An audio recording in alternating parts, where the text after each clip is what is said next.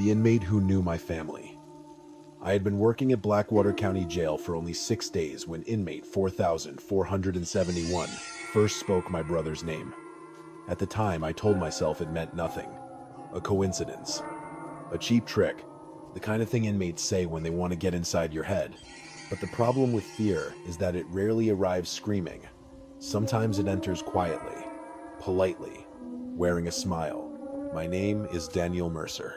Before Blackwater, I had spent 8 years in the military, 2 years in private security, and 1 miserable year trying to hold together a marriage that was already dying long before the divorce papers arrived. When I moved across the country, I told people I wanted a fresh start. That was only half true. The truth was I wanted distance. Distance from my ex-wife. Distance from my hometown. Distance from the version of myself who had become too tired to care about anything. Blackwater County was the sort of place people passed through, but rarely stayed in. Cold fields, pine forests, small churches with old bells, roads that disappeared into fog before sunrise. The jail sat on a hill outside town, built from gray concrete and narrow windows ugly in the way government buildings often are. It was not large, but it had a heaviness to it, as though every bad thing brought inside had soaked into the walls over time. On my first week, the other officers warned me about certain inmates. Men who liked to fight. Men who threw food. Men who screamed all night just to make the new staff nervous. Nobody warned me about Elias Vane. That should have been my first warning. Elias was housed in Block C, Cell 18. He was not physically intimidating. Thin. Pale. Probably in his late 40s, though, his face had the strange, ageless quality of someone who had spent too many years away from sunlight. His hair was dark with streaks of silver. His eyes were gray and calm, almost gentle. He spoke softly, always addressed officers as sir, and never raised his voice. That made him stand out more than any violent inmate ever could. Violent men are predictable. Polite men, in jail, are not. The first time I noticed him properly, he was sitting alone at a metal table during breakfast, reading a torn paperback with the patience of a man waiting for a train. When I walked past, he looked up and gave me a small nod. "Good morning, Officer Mercer." I stopped. I had not introduced myself to him. Of course, my name was printed on my uniform, so I dismissed the unease immediately. "Morning," I replied. His eyes stayed on me for half a second longer than they should have. Then he smiled and returned to his book. That was all. Nothing threatening. Nothing strange enough to report. But something about the way he said my name stayed with me for the rest of the shift. 2 days later, I was supervising medication distribution when Elias stepped to the line. He took his pills without complaint, swallowed them, opened his mouth for the nurse to check, then turned slightly toward me. "How's Thomas doing these days?" I looked at him. For a second, I thought I had misheard. "What Thomas?" he said gently. "Your brother." The noise of the block seemed to fade around me. My brother's name was Thomas. I had not spoken about him once since arriving in Blackwater. I barely spoke to my coworkers at all. I had no social media, no public family photos, nothing obvious an inmate could have found by glancing through my life. "Keep moving," I said. My voice came out harder than I intended. Elias smiled apologetically. "Of course, sir." He walked back to his cell without another word. For the rest of the day, I tried to explain it away. Maybe he had said another name. Maybe there was another officer with a brother named Thomas. Maybe he had guessed. People have brothers. Thomas is not exactly rare, but the memory kept returning. Not just what he said, how he said it, as if he already knew the answer. That night, I called Thomas for the first time in nearly 3 months. He answered on the 4th ring. "Danny," he said, surprised. Just hearing his voice made me feel foolish. We talked for 10 minutes about nothing important. His job, the weather, our mother. He sounded fine. Before hanging up, he asked, "Everything okay?" "Yeah."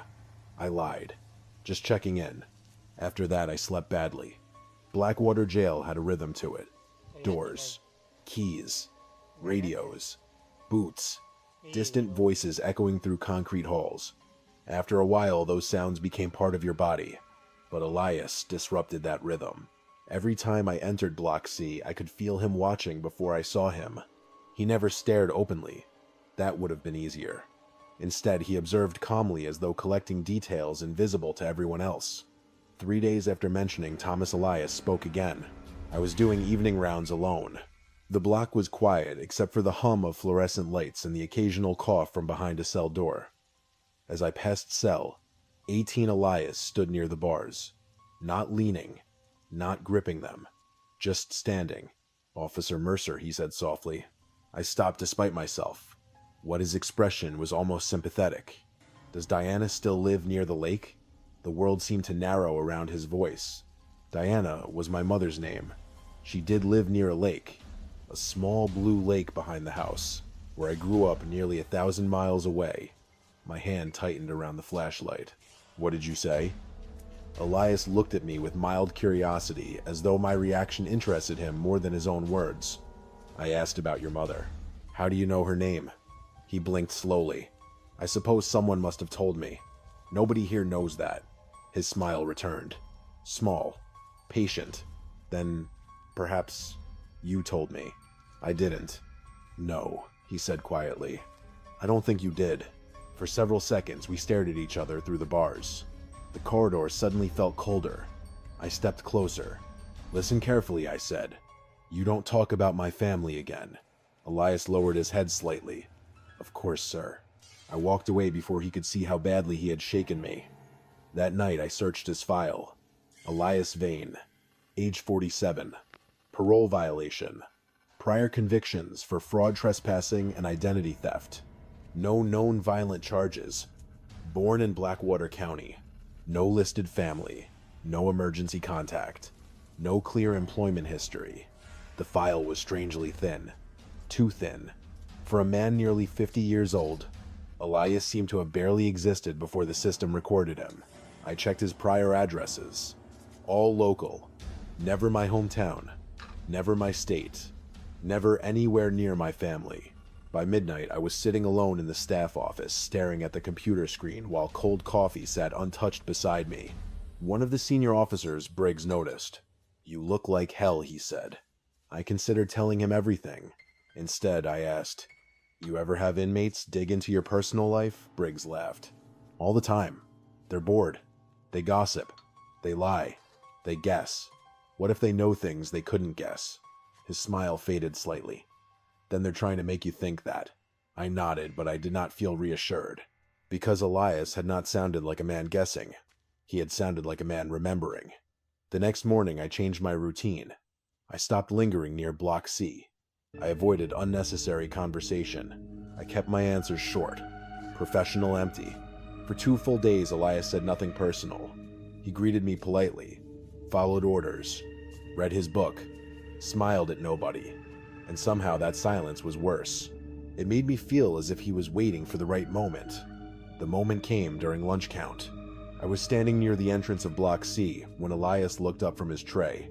His voice was soft enough that only I could hear. "Your nephew still plays baseball, doesn't he?" I felt my stomach drop. My nephew Thomas's son was 10. He loved baseball. His room was filled with posters, gloves, cards, cheap trophies from Little League games. I had never told anyone in Blackwater I even had a nephew. Elias watched my face carefully. Not smiling now. Studying. Like a doctor observing symptoms. How I whispered. He tilted his head. "You really don't know." Rage rose in me so quickly I almost stepped toward him. But that was what he wanted. I could feel it. He wanted my fear, my anger, my reaction. So I forced myself to stand still. "You're done," I said quietly. Elias lowered his eyes to his food. "As you wish." That evening I reported him to my supervisor. She listened with the exhausted patience of someone who had heard every version of inmate manipulation before. "Mercer," she said, "he's playing with you. He knows my mother's name. Maybe he heard it somewhere. He knows where she lives. Then stop giving him reactions." Her answer felt too simple, too clean. I wanted her to understand that this was not ordinary manipulation, but I could see she had already decided. To her, I was the new officer, letting an inmate crawl under my skin. Maybe she was right. Maybe that was exactly what I was. Before leaving that night, I passed Block C one final time. I should have taken another route. Elias was standing at his bars again, waiting. The corridor lights flickered faintly overhead. For a moment, neither of us spoke. Then he smiled. Not kindly, not cruelly, knowingly. "You should call your mother tonight," he said. My blood went cold. Why, Elias leaned slightly closer to the bars. His gray eyes reflected the fluorescent light like wet stone. Because sometimes, he whispered, people don't answer when it's already too late. I left the block immediately and called my mother from the parking lot. The phone rang, and rang, and rang. She did not answer. He was never inmate. 4,471. My mother finally called back at 612 the following morning. I answered on the first ring. Daniel, she said sleepily. Why did you call me 12 times? The tension inside my chest loosened so suddenly it almost hurt. You're okay. A small laugh came through the phone. Of course I'm okay. I leaned against the kitchen counter and closed my eyes. The apartment around me looked gray in the weak morning light. Rain tapped softly against the windows while exhaustion pressed behind my eyes like a physical weight. You scared me, I admitted quietly. Daniel, honey. I fell asleep on the couch. I almost told her everything then. About Elias. About the things he knew.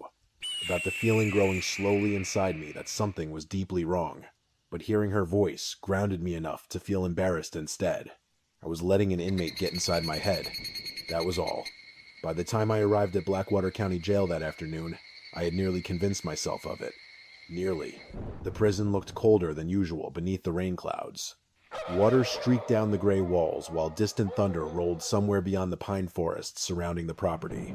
Inside, everything smelled faintly of bleach and wet concrete. Normal, routine, safe. That illusion lasted less than 10 minutes. I entered Block C during afternoon count, and immediately saw Elias standing at the bars of Cell 18, waiting for me. Not surprised to see me. Waiting. You called her, he said softly. I stopped walking. For several seconds, I simply stared at him. How did you know that? Elias smiled faintly. Because you love your mother. That's not an answer. No, he agreed quietly. But it's true. Something cold moved through my stomach. Around us, inmates shouted to one another across the block while televisions echoed from distant cells, but suddenly, all of it felt far away. There was something terrifying about the calmness in his voice. Most manipulators enjoy fear. Elias observed it, studied it, like a scientist documenting symptoms. I forced myself to continue walking. Behind me, Elias spoke again. You didn't sleep much. I ignored him. 3 hours, maybe 4. Still, I kept walking. You should rest tonight, Daniel. That made me stop instantly. Very few people at Blackwater used first names with each other. Inmates never did. I turned slowly toward him. What did you just call me, Elias? Blinked innocently. Officer Mercer. You said Daniel. A pause. Then the faint smile returned. Did I? That night I searched deeper into Elias's records. Much deeper. The jail database showed the same thin profile as before. Alias Vane. Inmate 4,470. 1 parole violation. Transferred from county holding 3 months earlier. But now small inconsistencies began appearing everywhere. Dates that didn't align. Addresses connected to demolished buildings. Employment history attached to companies that never existed. I checked archived intake photos. 3 images appeared under his file. But the moment I clicked the oldest one, the image corrupted.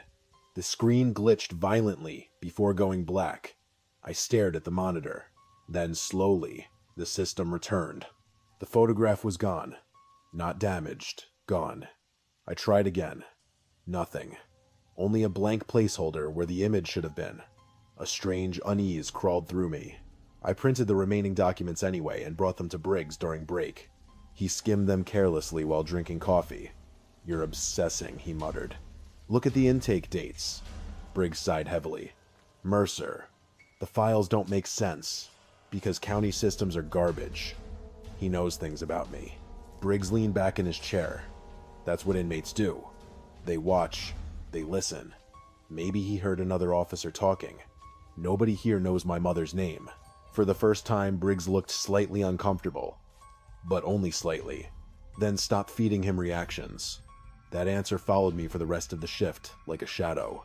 Stop feeding him reactions. I tried. God knows I tried. But Elias always knew exactly where to place the knife. 3 nights later, I came home exhausted, after a double shift. and collapsed onto my couch without even turning on the television. Rain hammered against the apartment windows, while distant traffic hissed through wet streets below.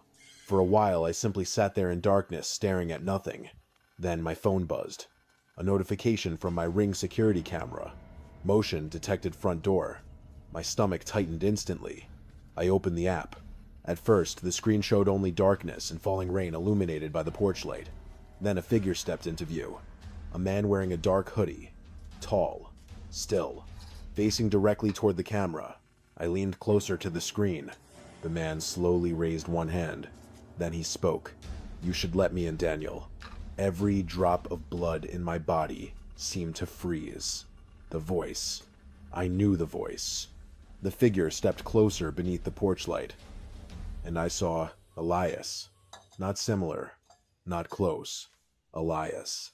The same pale face. The same gray eyes. The same calm expression from Cell 18. I stumbled backward off the couch so violently the phone nearly flew from my hand. My pulse hammered inside my skull. No. The camera feed glitched suddenly with violent static. When the image returned, the porch was empty. I grabbed the pistol from beneath my bed without even thinking. Military instinct took over immediately. Clear the apartment. Check doors. Check windows. Every room was empty. Nothing disturbed. Nobody inside. Yet my hands shook uncontrollably.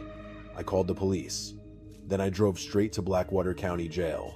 At nearly 2 in the morning, rain poured across the roads in silver sheets while my headlights cut through endless darkness.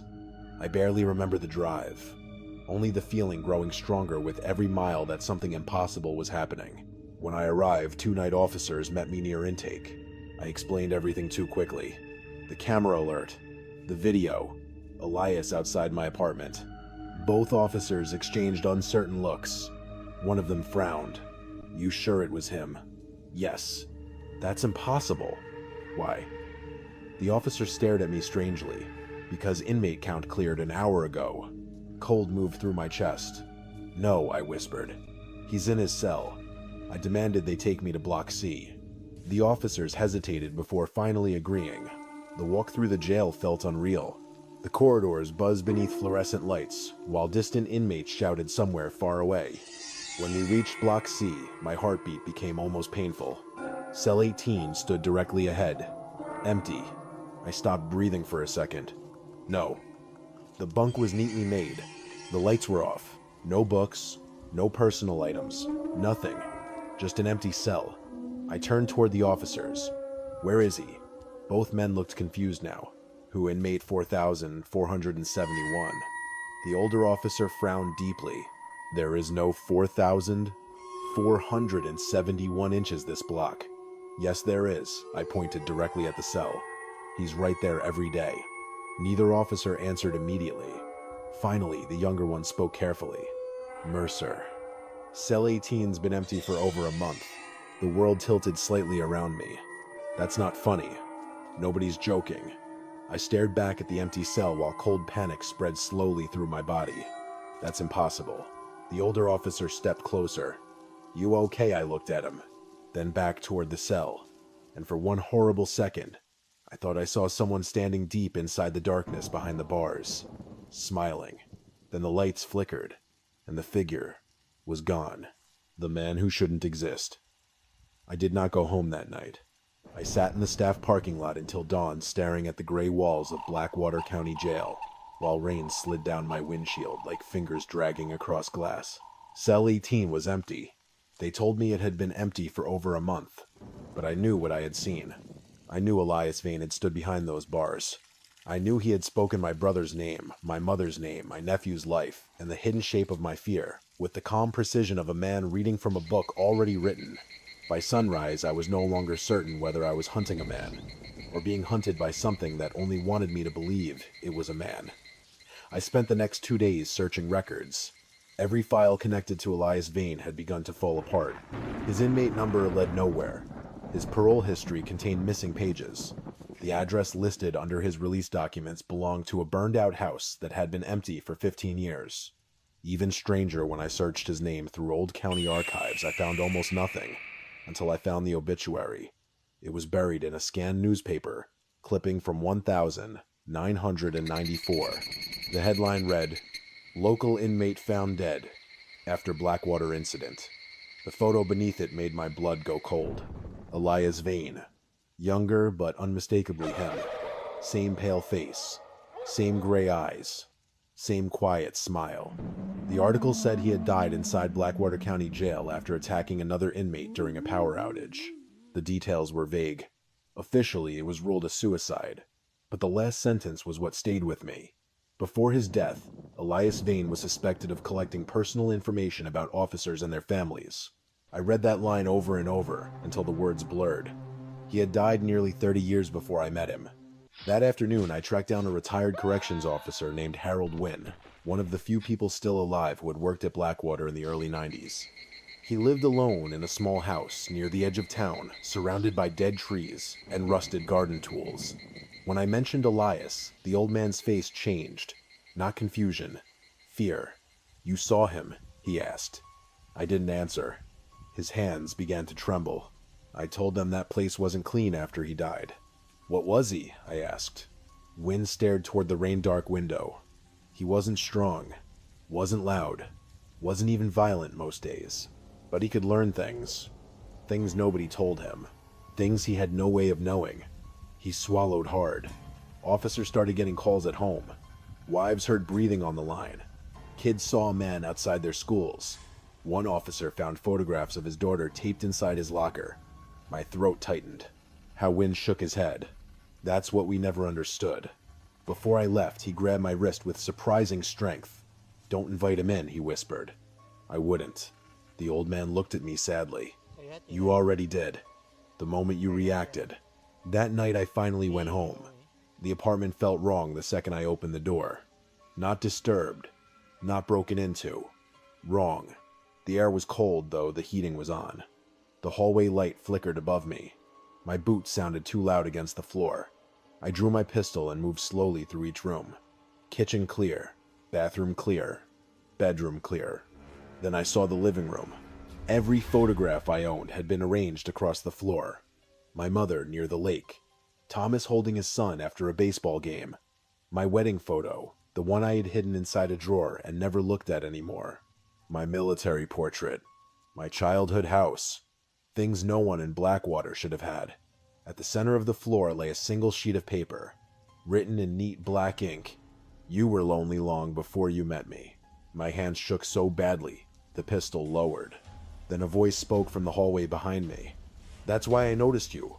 I turned so fast I nearly fell." Elias stood near the bedroom door. No hoodie now. No inmate clothes.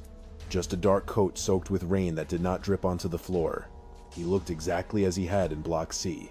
Calm. Pale. Patient. Impossible. "You're dead," I whispered. Elias smiled softly. "Many people are." I raised the pistol. "Don't move." He looked at the weapon with mild interest. "You kept it under your bed for years because you feared the world would enter without permission." "Shut up." "But I didn't need to break in, Daniel." His eyes lifted to mine. "You opened the door every time you wondered how I knew." The lights flickered. For a second, the room seemed to stretch behind him longer than it should have been, like the hallway of a jail. I blinked. He was closer. "Stay away from my family," I said. Elias's smile faded slightly. "Family is how men like you measure fear." I fired. The sound shattered the apartment. The bullet struck the wall behind him. Elias was gone. Not fallen. Not hiding. Gone. The police arrived 15 minutes later, after a neighbor reported the gunshot. They found me sitting on the floor, surrounded by photographs, pistol beside me, shaking so badly I could barely speak. There were no fingerprints. No forced entry. No footage from the hallway camera. My ring system had reset itself again. The officers looked at me the way people look at a man coming apart. I was placed on administrative leave. Mandatory evaluation. No weapon. No badge. No answers. A week later, my mother called. Her voice was trembling. "Daniel, there was a man outside the house last night." I stopped breathing.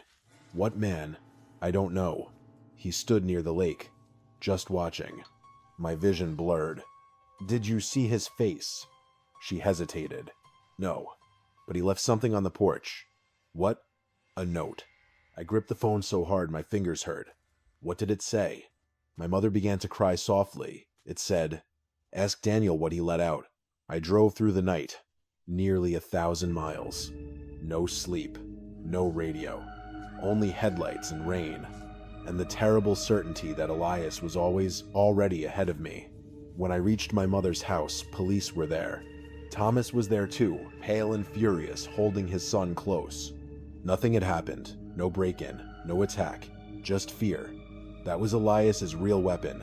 Not murder, not blood. Fear arranged with surgical care until the victim destroyed himself.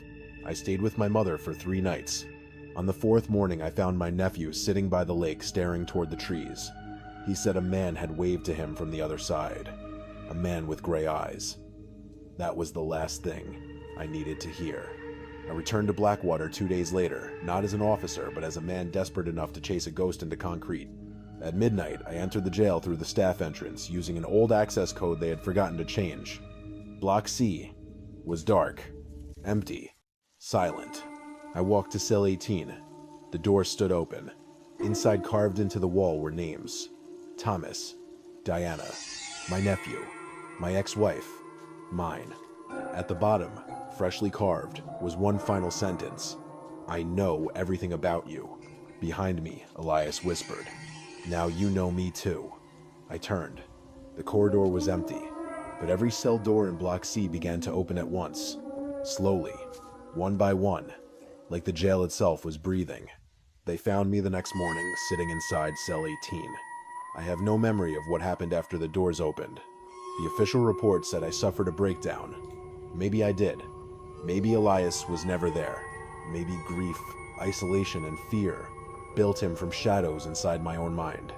That is what doctors prefer. That is what my family hopes.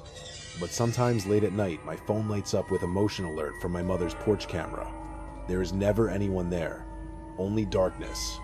Only the lake behind her house. And once, just once, a voice came through the speaker. Soft, patient, smiling. "Good evening, Daniel."